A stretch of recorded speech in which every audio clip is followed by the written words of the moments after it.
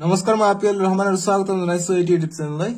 আজি আমি পঢ়িম ক্লাছ 10 ৰ বিজ্ঞানৰ যেটো অধ্যায় 16 আছে প্ৰাকৃতিক সম্পদৰ ব্যৱস্থাপনা মেনেজমেন্ট অফ নেচাৰেল ৰিসোৰ্সেস। এইটো চেপ্টাৰত তোমালোকৰ 5 নম্বৰ থাকে। তিনিটা কোৱেশ্চন থাকে এমসিকিউ আৰু এটা কোৱেশ্চন থাকে 2 নম্বৰৰ। ঠিক আছে, গতিকে টোটাল থাকিব 5 নম্বৰ। যেহেতু লাষ্টৰ চেপ্টাৰ বহুতে ভাবে যে এইটো চেপ্টাৰ ইমান ইম্পৰ্টেন্ট নহয়, কিন্তু এইটো চেপ্টাৰ খুব ইম্পৰ্টেন্ট। কিয়নো এইটো চেপ্টাৰত 5 নম্বৰ থাকিব। So, তিনিটা এমসিকিউ থাকিব, গতিকে ইয়াত ভালকে ভিতৰৰ অৱস্থাখিনি পঢ়া দৰকাৰ। সো এমসিকিউ ভিতৰত যি আছে এই ইম্পৰ্টেন্ট খিনি থাকিব ইয়াত যে 267 পেজত আছে যে গংগা নদীৰ প্ৰদূষণ কেনেকৈ হৈছিল, কি গংগা নদীৰ বিষয়ে অকমান দিয়া আছে, এইখিনি পঢ়ি লবা। শৰ্ট কোৱেশ্চন এমসিকিউত বনাই দিব পাৰে। আৰু যি ইফালে আছে পেজ নম্বৰ যত ষ্টাৰ্ট হৈ গৈছে পেজ নম্বৰ 266 ত তলত যিখিনি আছে যে গংগা একশন প্লান যেটো আছে এটো কিমান চনত হৈছিল, তো 1985।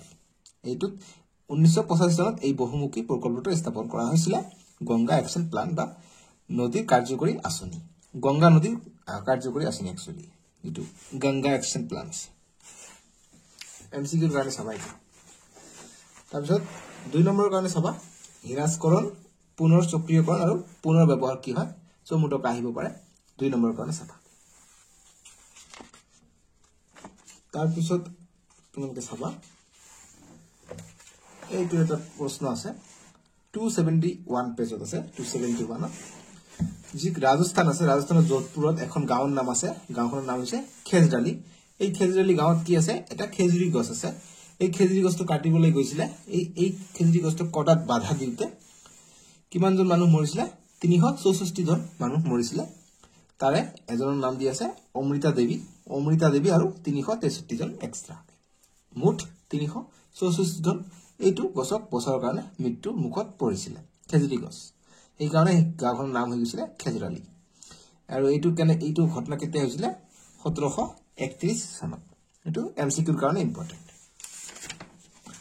তাৰপিছত এটা এমসিকিউৰ কাৰণে ইম্পৰ্টেন্ট প্ৰশ্ন আহে যে চিপকো আন্দোলন কি হয়। চিপকো আন্দোলনৰ বিষয়ে কিন্তু প্ৰশ্ন আহে। যি গছ বচাইছিলে, গছত সাপোটি ধৰিছিলে, হিন্দীত কি কয়, চিপকো মতলব চিপকো মতলব হেচি ধৰা বা তেনেকুৱা, মানে আমি যি কওঁ আঠা লাগি জোৰা লাগি যায় তেনেকুৱা ধৰণৰ চিপকো হিন্দীত, সেইকাৰণে চিপকো আন্দোলন নাম দিছে। এইটো ইম্পৰ্টেন্ট। তাৰপিছত এইটো এটা ইম্পৰ্টেন্ট পেজ নম্বৰ 273 এমসিকিউৰ কাৰণে ইম্পৰ্টেন্ট যে স্থানীয় ৰাইজৰ সক্ৰিয় আৰু পূৰ্ণ সহযোগিতাৰ ফলত 1983 চনত আৰাবাৰীৰ সাৰ বনাঞ্চল পুনৰুদ্ধাৰ হল। যে আৰাবাৰীৰ সাৰ বনাঞ্চল কেতিয়া পুনৰুদ্ধাৰ হৈছিল, 1983। ঠিক আছে। তাৰপিছত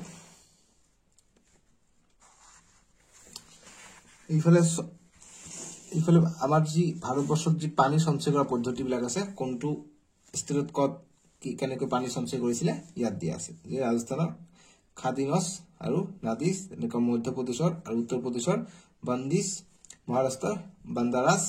এইফালে এটা পানী সঞ্চয় কৰা পদ্ধতি দিয়ে দিছে আমাক, যে কি এইটো খাদিন বা খদিন পদ্ধতি। এইটো এনেকৈ পানী সংৰক্ষণ কৰে।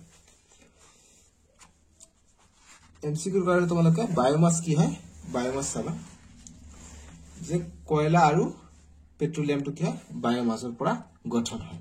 ঠিক আছে, কয়লা আৰু পেট্ৰলিয়াম। শৰ্ট কোশ্চেন, এইখিনি শৰ্ট কোশ্চেন চালে হল। আৰু 2 নম্বৰৰ কাৰণে তোমালোকে অনুশীলনীৰ পৰা চাবা। ঠিক আছে, অনুশীলনীৰ পৰা তোমালোকে পৰামৰ্শ কিন্তু খুবেই আহে লাষ্টৰ চেপ্টাৰৰ পৰা। পৰামৰ্শ আগবঢ়োৱা এনেকুৱা ধৰণৰ প্ৰশ্ন আহে। যেনেকৈ 1 নম্বৰটো দিছে যে পৰিবেশৰ ক্ষমতা ৰক্ষাৰ কাৰণে ঘৰখনত কেনে ধৰণৰ পৰিৱৰ্তন পৰামৰ্শ আগবঢ়াবা। ইয়াত 2 নম্বৰটো ইম্পৰ্টেন্ট, পৰামৰ্শ থাকিলে ইম্পৰ্টেন্ট হৈ যায়। পৰিবেশৰ ক্ষমতা ৰক্ষাৰ কাৰণে তোমালোকৰ বিদ্যালয়ত কেনে ধৰণৰ পৰিৱৰ্তন পৰামৰ্শ দিবা। ঠিক আছে, 1 নম্বৰ 2 নম্বৰটো পঢ়িবা। আৰু ইফালে আৰু পঢ়িব নালাগে। 2 নম্বৰ প্ৰশ্ন এই দুটা ইম্পৰ্টেন্ট হৈ যাব 2024 বৰ্ষৰ এছএলসি কাৰণে। আৰু যদি সময় থাকে তোমালোকে বাকিবিলাকো পঢ়িব পাৰা, একো কথা নাই।